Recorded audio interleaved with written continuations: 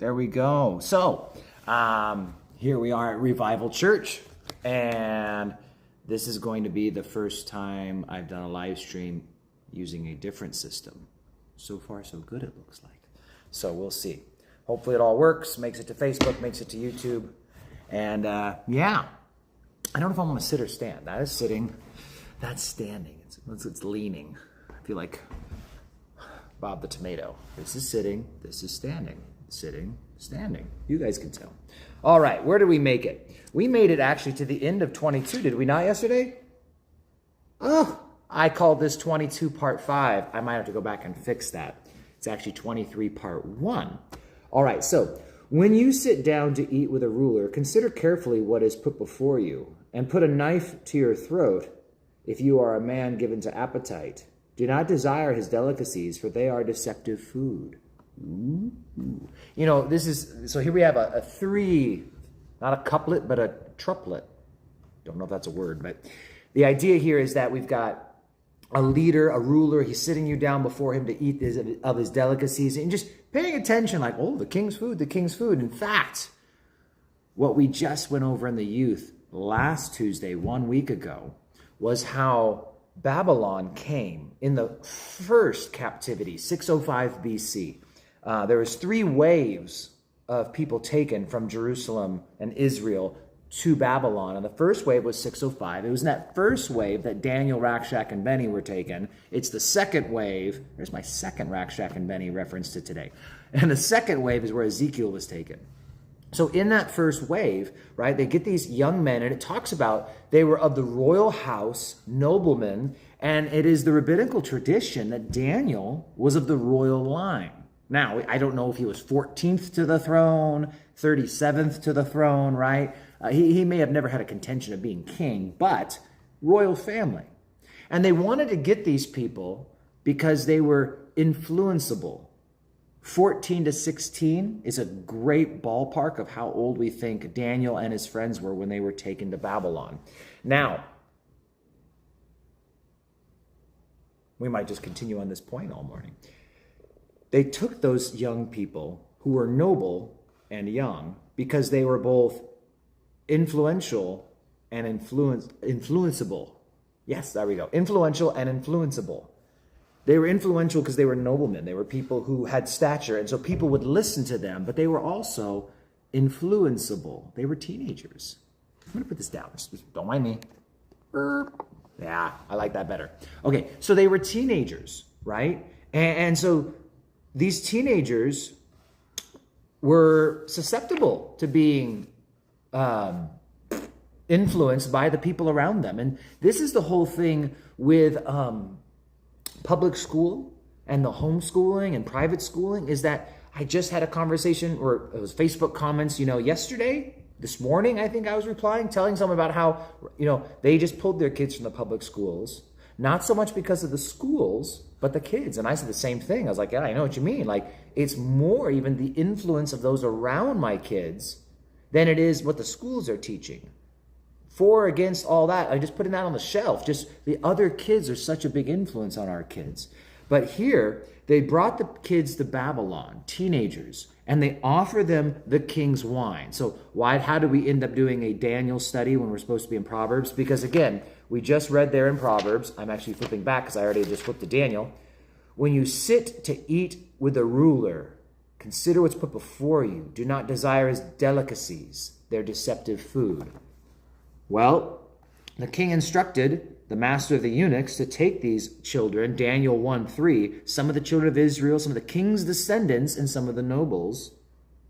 And he picks kids, youth, that are good-looking, gifted in wisdom, have knowledge, quick to understand, so they might teach them the language and literature, the ways of the Chaldeans. And the king appointed for them provision of the king's delicacies and of the wine which he drank. So this is the idea, is you take these young people and you put in front of them all these delicacies and all these things. And the Proverbs is saying, be careful when you put all these things in front of you, because you get so consumed wanting all the things set in front of you. You're a poor person. And again, like the poorest people, live like a king in days of old. There are many people who've never tasted meats of many sorts because only the king would ever eat those meats. I mean, that's the idea, is that the poor folk, they didn't have very much at all. And so if you had to sit at the king's table and eat the king's meats, you might just quickly be taken by what's in front of you. But why is he giving you all this stuff?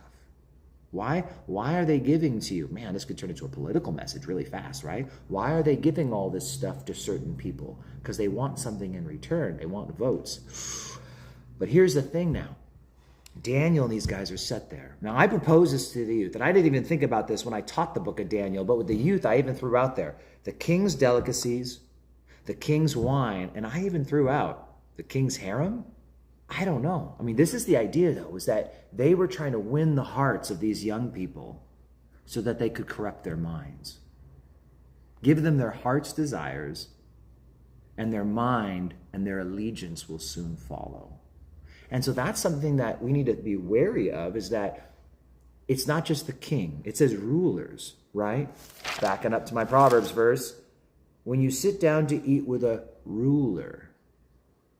So we know that there is a ruler of the spirit of this age, right? We know that when Satan took Jesus onto a high mountain and offered him all the kingdoms of the world, Jesus didn't say, you don't have the ability to give me that. The reality is that Satan has much power, much influence, and much the ability to bless us with all the things our hearts desire. And we need to realize that that's one of his tactics. That is one of the devices and strategies of Satan, of which we're not supposed to be ignorant, Paul says to the Corinthians, that he tries to lure us in. To the Corinthians, that's the Ephesians. Ignore me. As soon as I said that. I was thinking about some other spiritual warfare stuff in Corinthians. But the idea is that he lures us in with delicacies and with things. And it is. There are so many teenagers that love Jesus. You know, they love church and they've got a great head on their shoulders. But then a girl comes along. Then a boy comes along. Something that their heart desires and longs after, but it comes at a cost because, well, they're nominal Christians. They're not believers, and they lure us away. It says in Daniel 1:8, Daniel purposed in his heart that he would not defile himself. This is for all of us, but it's also for the parents to remember that if Daniel was a teenager being tempted with everything he could ever want, we had the teenagers go around the room last week. What would it be? You know, it's like, yeah, unlimited phone access, right? Unlimited ability to go and purchase their Dutch Brothers and purchase the other stuff, that whatever it is they want, they can date who they want to date, how they want to date, and go out for as much as they want. I mean, we had like that open conversation, right? If there were no parents to keep you guys in check, what could it look like? And most of these kids have a good head and they know why they do the things they do.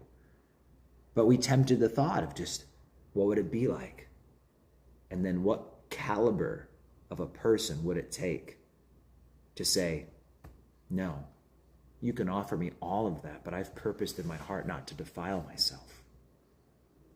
Daniel, Hananiah, Mishael, and Azariah must have had high caliber parents who had trained their teens very well for them to be able to stand up and say no in the face of all this temptation. Let's just remember, it might not feel like you're being tempted. It might not feel like there's a ruler of the darkness of this age who's behind it.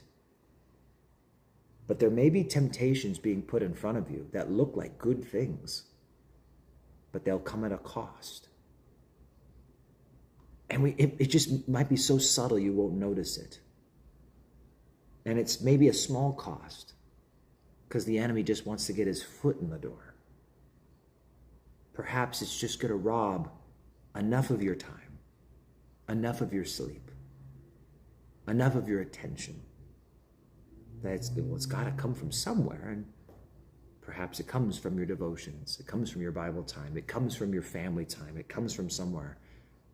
And we give those things up, not realizing that there was someone behind it all. When you sit down to eat with a ruler, consider carefully what is put before you.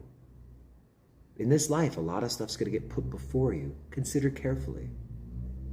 Is this really of the Lord? Because if it is a good and perfect gift, then it comes from above. Because every good and perfect gift comes from above. There's an opposite to that, that everything that doesn't come from above is not good and perfect. Because it's like they're putting a knife to your throat, is the idea again. If you're a man given to appetite, you find that you're a person who is tempted by these desires to have this stuff you've always wanted. I've always wanted that, and now I have my chance.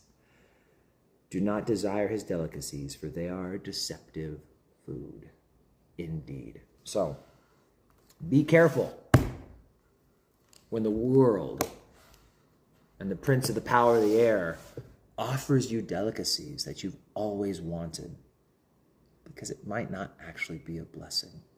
It might be deception. Okay, that was heavy.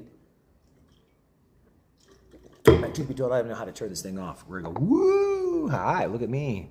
Hit a button. Let's see here. I'm logging off now, but I'm going to click buttons until, it says end up in the corner. So I'm going to click that, and then we're going to be done. You guys have a great day.